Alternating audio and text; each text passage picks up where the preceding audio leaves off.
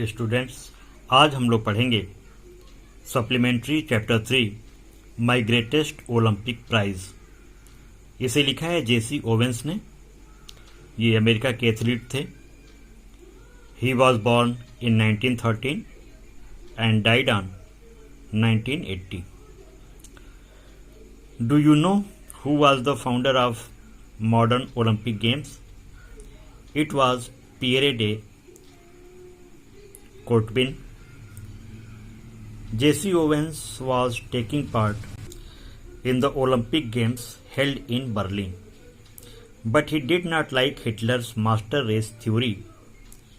He had practiced much yet he was nervous. A German sportsman became his friend and helped him much in winning the long jump event. तो Jesse Owens एक American athlete थे। 1936 में Berlin में Olympic games का आयोजन हुआ था और जो जर्मनी का तानाशाह था हिटलर, वो मानता था कि दुनिया में जो आर्य होते हैं वे सबसे श्रेष्ठ होते हैं।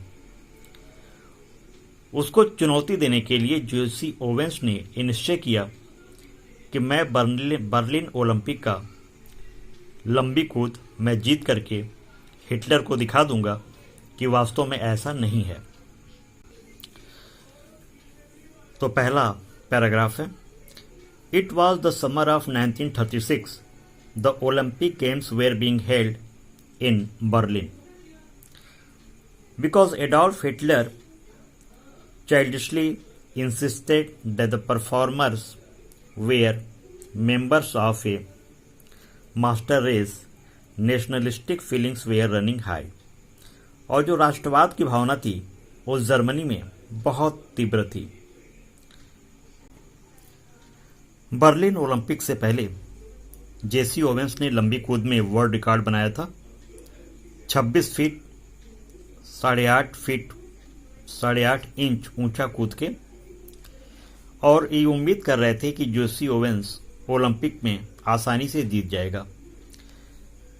लेकिन जेसी ओवेंस को बहुत सरप्राइज हुआ जब एक जर्मन प्लेयर लुज लॉन्ग प्रैक्टिस में ही 26 फीट ऊंचा कूद रहा था।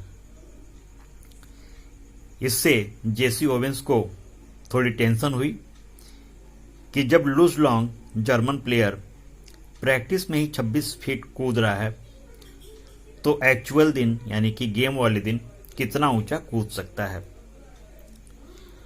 इससे जेसी ओवेंस काफ़ी टेंशन में आ गया और वो लगातार सोच रहा था कि मैं कैसे जीत पाऊंगा लुज लॉन्ग के रहते। जेसी ओवेंस अभी सोच ही रहा था, तब तक उसके पीछे से किसी ने पीठ पे हाथ रखा। जेसी ओवेंस पीछे मुड़ा तो वो व्यक्ति बोला, मैं लुज लॉन्ग हूं, glad to meet you.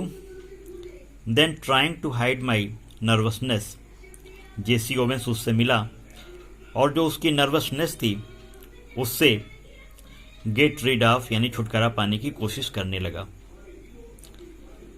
I am fine, how are you? What do you mean? I asked. उस जर्मन प्लेयर ने कहा, I am fine. तुम कैसे हो? Something must be troubling you, he said.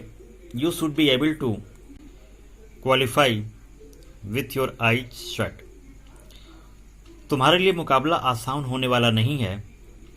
तुमको आंख मूंद कर प्रैक्टिस करनी चाहिए। Believe me, I know it. I told him. And it felt good to say that to someone. For the next few minutes we talked together. तो Jesse Owens उस German player से बात कर रहा है, दोनों एक दूसरे के दोस्त बन जाते हैं और लुज लॉन्ग कुछ टिप्स देता है जेसी ओवेंस को जिससे वो लंबी कूद में बेटर अपना कर सके। लुज लॉन्ग के टिप्स से जेसी ओवेंस ने ओलंपिक में फिर रिकॉर्ड बनाया। 26 फीट 5.16 इंच ऊंचा कूद के हिटलर ये देख के बहुत ही गुस्साया लुज लॉन्ग पे कि उसने आर्यन रेस थ्योरी को गलत साबित किया।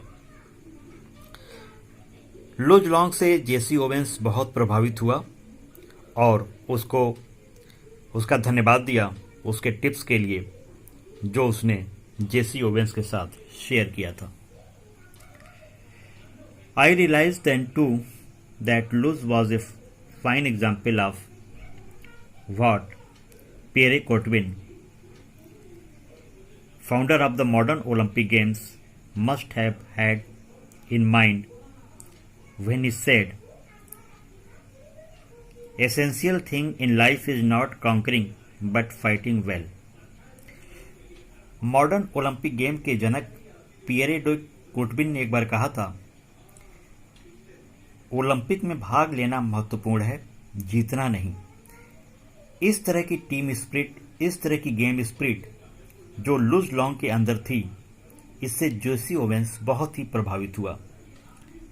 तो बच्चों, आपने देखा कि कैसे हिटलर की मास्टर थ्योरी को लुज लॉन्ग ने गलत साबित किया और एक अमेरिकन प्लेयर के लिए वो या तो जानबूझकर हारा या जेसी ओवेंस की जीत में उसे खुशी मिली।